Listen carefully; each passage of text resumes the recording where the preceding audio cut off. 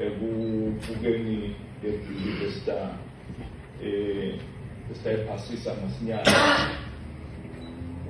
nangilalela ama-details, the level of details bahlonishwa labakhuluma ngawo la ngiyabona vele ukuthi kusetshenziswe impela into le njena-ke idinga ukuthi ibongwe futhi ikhuthazwe. Ngingete ngababala ngamagama kupha bonke labasebenziyo kuyabonakala ukuthi kungene ingqondo letehlukene bantu babambisene basebenze kufanele ukuthi siwubonge umsebenzi onjalo.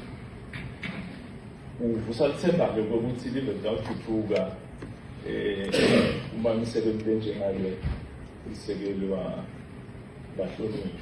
Umsebenzi onjengalona mukhulu sihlalo Mr. Speaker ngeke kanze kakhulu. Lo msebenzi omkhulu lona lo mukhulu kakhulu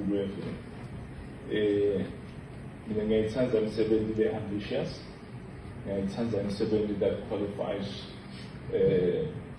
to work in mega or very few reasons. One, they stimulate the economy, number two, they create jobs.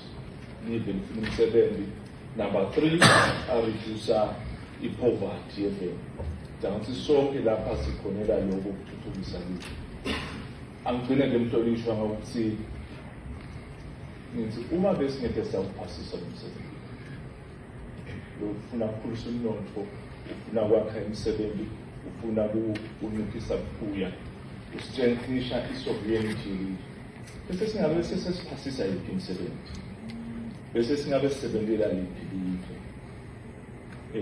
Ngiyabonga esihlalo speaker ukuthi wonke umhlonishwa lokhulumile ukhulumele ukuthi uyawusekela lo msebenzi welive futhi mkhulu futhi nemali nawo utawubenefit. Akusiyo nje umsebenzi lesiwendela ukuthi umbango ungabenefit. Siyabonga. Fakane mandla kichimani